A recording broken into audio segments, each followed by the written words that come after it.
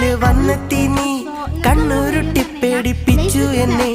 കുറ്റിയെറിഞ്ഞ് പറ്റിക്കും നേരം വഴക്കിട്ട് പോയി കളഞ്ഞു